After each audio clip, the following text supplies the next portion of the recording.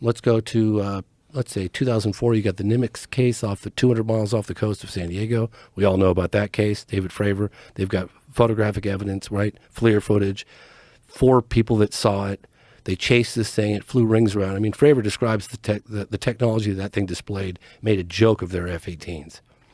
Fascinating case. 2006, we got an O'Hare, Chicago O'Hare Airport.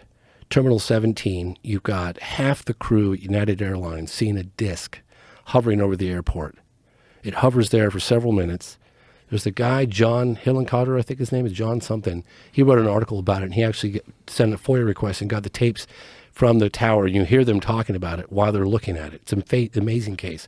When the disc, according to the United Airlines personnel, left the area, it punched a donut hole in the cloud. Brilliant case. They said it was weather phenomenon. Is that the recording of those air traffic controller guys talking about it, is that available? Yeah, absolutely. It's out there. You can find it right now. Let's find it right now and listen to it. So 2008. Cool to listen to. So let's go to 2008. Okay. James is going to find that. We're going to play that as soon as he finds it. Stephenville, Texas. You've got an object that was so described to be so big that you could land an airplane on it, okay? I interviewed one of the best witnesses, civilian witness, and I have police officers I interviewed as well. Police officers, so I interviewed this guy named Ricky Searles. I tracked him down, and with the help of Angela Joyner, and Ricky Searles is one of the best witnesses. He was a deer hunter, and he said he was going out at dusk, and he's got his rifle, and he's looking down, and he's careful not to step on the dry leaves to make the cracking sounds and scare the deer. So he's looking down, and he suddenly feels like something's up.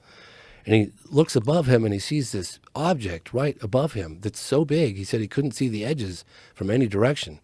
So he gets his rifle, and he points his rifle up, and he's a metal worker too.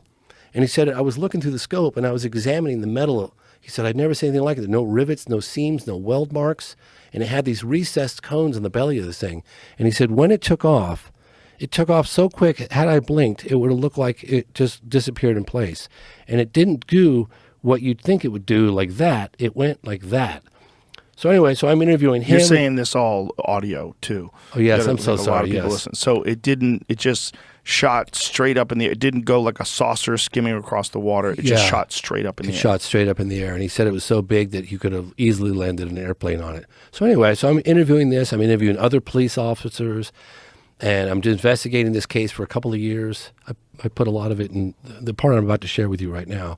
I didn't put in the film because I couldn't. But the guy he's going to come forward next year, and that's the police officer that pulls me aside, and I'm filming in downtown Plaza, Stephenville, probably in 2009. And I was standing there doing some filming with Ricky Searles, and it was kind of like on our lunch break, and this guy walks up to me. I'll never forget it. And he whips out his badge. And he's like, you James Fox? And I was like, oh, God, what did I do? And he shows me his badge, and he's like, I'm Officer so-and-so. Can I talk to you for a minute? I was like, yeah, okay. So I go off to a cafe. He sits with his back to the wall, and he's seeing him coming forward. And he says, everything Ricky Searles is telling you is true. I want you to know that. I said, how do you know? He said, we all watch it. The entire police force all watched this thing, and it was like a department store. I pulled out my radar gun, and I shot my radar gun at this thing, and it was doing 22 miles an hour. It was floating like a city. It was absolutely colossal. He said one of my mates took dash cam footage of it, and one of his biggest regrets was it ended up at the local Air Force base, and they took it. He's going to come. I know, but I'm saying that the reason why I'm saying this is because those people out there that are possibly, hopefully, listening to this podcast, if they know where this evidence is, or if they were involved in this in any way, shape, or form, they want to come forward, please come forward. Now's the time. So that's an incredible case, Stephenville, Texas. Did you find the audio recordings? Yeah, which I've actually found a couple of them. And yeah. Which one specifically? Was They'll say so-and-so took a photograph of it. Oh, sorry, of the it's the 2006 O'Hare UFO incident. It's phenomenal. I'm trying to remember the name of the gentleman, John something, that wrote the article. It was exploded all over the headlines. You are so good at recall with all this stuff. You can really tell that you've been obsessed with this for so long. It's so fascinating to watch your mind go through these cases and remember all these details with barely even looking at notes. It's all just. I have, every time I get up and I do something like this, Joe, I'm representing all the witnesses that have trusted me. Sorry. I'm